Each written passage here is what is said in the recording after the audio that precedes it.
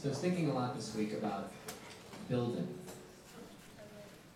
And first thing that kind of got me in this frame of mind was seeing that they finished building or did something memorable at WTC4. They had a ceremony for that. And earlier in the year, a couple months back, the tower became officially the tallest building in New York City. As well as my wife and I tried this week to put together an elliptical machine.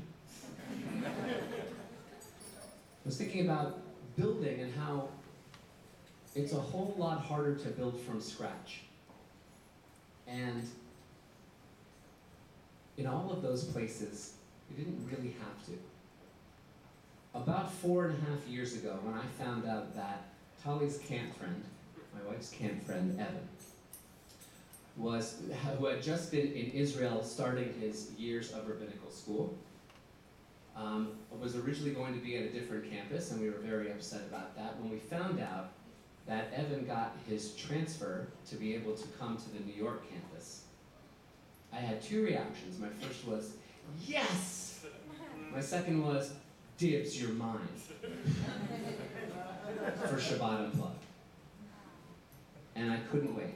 Evan and I, years ago, when I was in my year in Israel, my first year of rabbinical school, we met way back through a friend, a mutual friend who was ordained in my class. And years later, when Tali and I started dating and we went to a minyan that Evan was leading, I couldn't pray. Because I was sitting there going, I know this guy, I know this guy, I know this guy. At the last song of the service, I went, got it, we hung out in Israel and we played music together. So I was sad that I couldn't pray that evening, but I was thrilled to make that connection.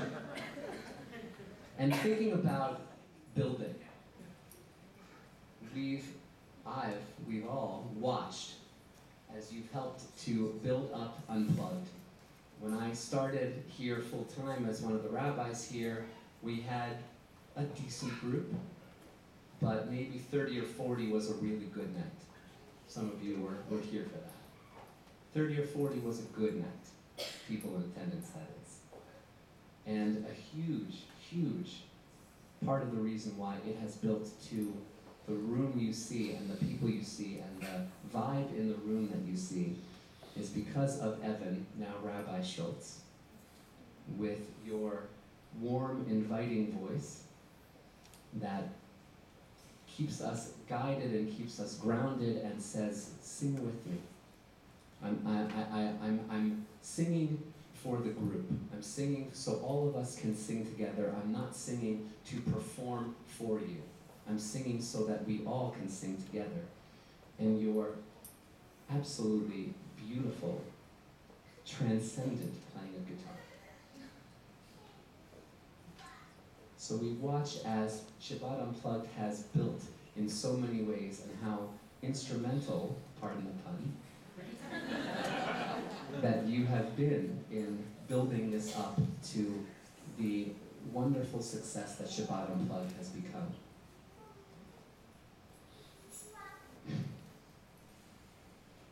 Sorry.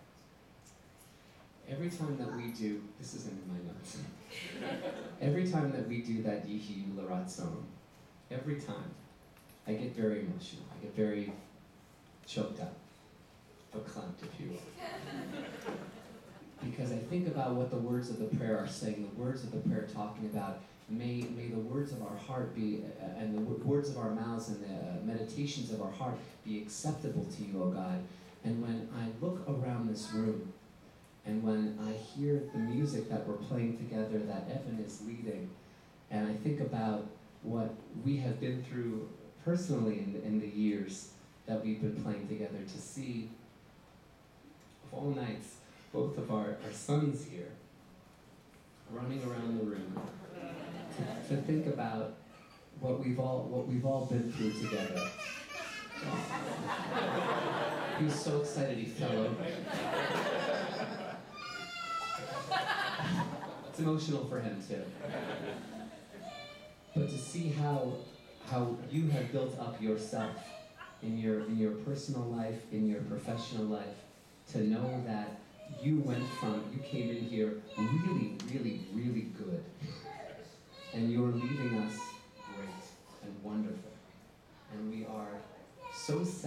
to be losing you, but so thrilled that you are going out to be a rabbi to help further the advancement and the betterment of the Jewish community and the world in general. To know that you have been here with us and now you're going out to spread your wings and fly away, so to speak, is something that fills, I think, all of us, and I know for me personally, with a ton of pride and a ton of nachas. To be able to have shared these years with you and to lead this service with you and to see what it's become and to see what you've become and what we've become is a gift and a precious blessing that I'll never forget and I'll always cherish. So I want to give Rabbi Schultz a chance to share a few words.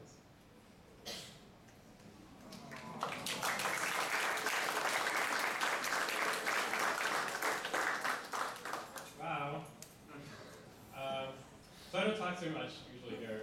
When I do talk, sometimes people afterwards are like, oh, you talk, it's kind of weird. So sometimes people think it's weird. So I didn't want it to sound like an academy speech where I think a lot of people. So I did, when I was young in my 20s, I applied for a job at Central Synagogue just down the street. And the senior rabbi asked me a question at the interview that I always think about, and I always sort of like hold on to. And he said, what do you carry with you? And I didn't really know what the question was about. So what do you carry? Just what's on your mind? What are you thinking about? And I always think about that question. I always sort of try to like push myself to answer that question. That if you came up to me and said, what are you carrying with you right now? What are you thinking about? What's sort of on your mind? That I'd be able to answer it. So I thought I'd just share with you a couple things that I carry when I come in here to Shabbat Unplugged. So sort of my thing that I'm into is studying like really traditional Jewish texts and trying to, I don't know, reformulate them, find new language to bring them into our communities. And so I wanted to share two texts that I kind of love that I sort of carry in with me to Shabbat Unplugged more recently that I found. One from when I walk in and one for at the end having to do with the challah. And the first one, it basically says, I'll paraphrase. The first one basically says that Shabbat, it talks about like business affairs and stuff, and that on the 6 days a week, that's like when you're supposed to get all your business affairs in order. And the only thing you're supposed to do on Shabbat is like to get your spiritual affairs and your spiritual self in order. And so you can do anything that sort of like pertains to building up yourself and your spirit. So I often think about, for me, this place is totally that.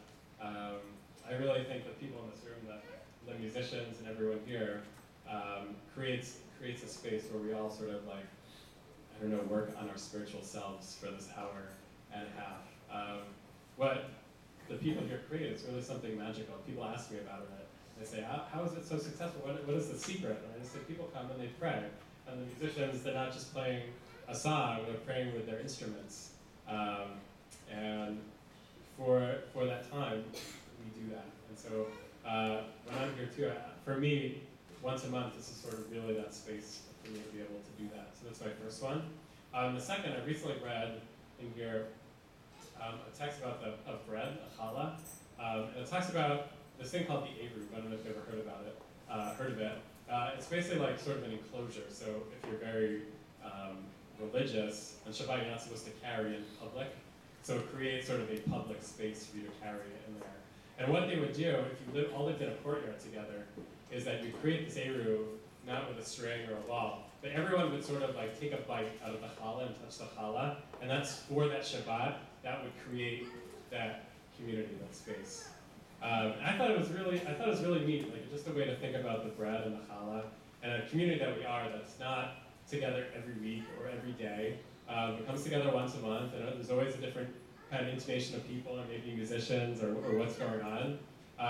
And to me, that sort of says, you know, every Shabbat, every time we can take that challah, take that bread, and create that eruv, that space of Shabbat for that one Shabbat, create that community that is, in whatever form, whatever intonation it is. So as we eat the challah tonight, I sort of think about that. We're sort of creating our own little eruv, our own little space for this Shabbat that I hope you'll carry with you until tomorrow night.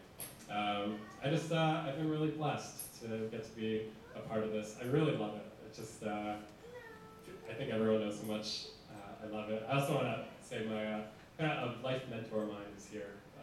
His name is Saul Kaisman, who when I was young in my 20s, taught me a lot about leading services and playing guitar. He, I think, was leading that service that you probably went to with me when you're like, who's this guy?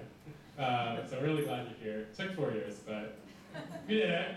They got a babysitter for us, so I was very excited about that. And to all of you, I just wanted to say thank you in a prayer space, but just how much I appreciate the gifts that everyone in this room brings. All the musicians. I can play chords, but that's about it. So usually I say, can we do this? Can we try this? And they just sort of figure it out without me speaking in any sort of musical talk. And of course, Josh, you've definitely become a mentor to me and a real guide in this. I think 4 years ago, I didn't really know what I was doing or what to expect.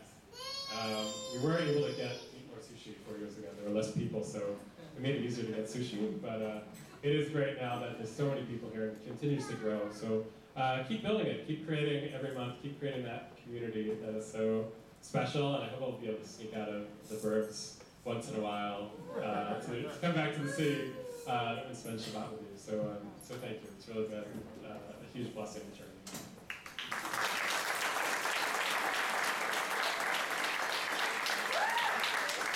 So as you take your family up to Connecticut to begin your rabbinic career in Bridgeport, we have a special gift for you. This is a mezuzah that has a guitar and music as a gift from Shara Tefillah, as a gift from Jet Set, as a gift from all of us as you begin your next chapter in your life. And when you welcome people in your home, may it be with blessing and with song and with joy in your hearts, and to always think of us